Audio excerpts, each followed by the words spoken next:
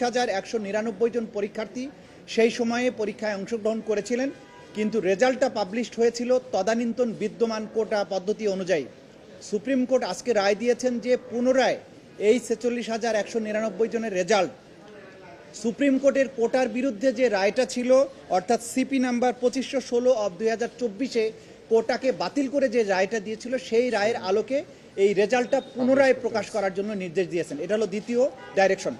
তৃতীয় ডাইরেকশন হচ্ছে যে এই মামলা সুপ্রিম কোর্টে চলাকালীন সময় যারা ইতিমধ্যেই নিয়োগপ্রাপ্ত হয়েছেন 6,531 জন শিক্ষক, তাদের নিয়োগটা ন্যায় বিচারের স্বার্থে আদালত বহাল রাখতে বলেছেন।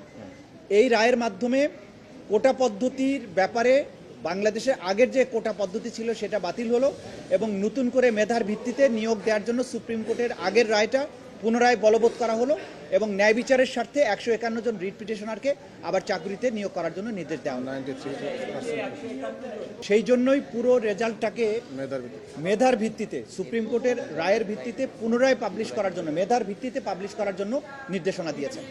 দেখুন, 151 জন মামলা করেছিলেন, তাদের প্লিটাই ছিল যে তারা মেধার ভিত্তিতেই নিয়োগ প্রাপ্ত হবার যোগ্য।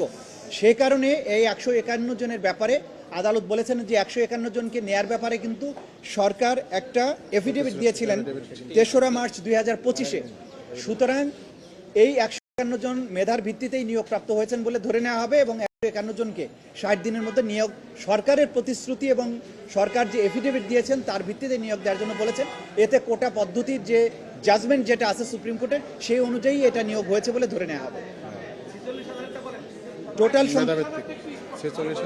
টোটাল পরীক্ষার্থী 2023 সালের যে নিয়োগ বিধিটা ছিল সেটা ঢাকা এবং চট্টগ্রাম বিভাগে 46,199 জন পরীক্ষার্থী তারা লিখিত পরীক্ষায় পাশ করেছিলেন এবং তাদের ভাইভা ভর্তির যে রেজাল্ট সেইটা সহ মেধার ভিত্তিতে তাদের রেজাল্টটা পুনরায় প্রকাশ করার জন্য নির্দেশ দিয়েছেন।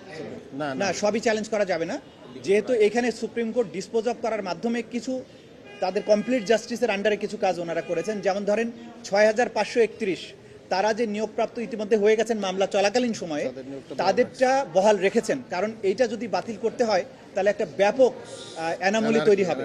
সেই কারণে সুপ্রিম কোর্ট কমপ্লিট জাস্টিসের স্বার্থে এইটা বহাল রেখেছেন, কিন্তু বাকি যে 46,199 জন, এটার পুরোটার মেধার ভিত্তিতে রেজাল্টটা পুনঃপ্রকাশ করার জন্য নির্দেশ দিয়েছেন।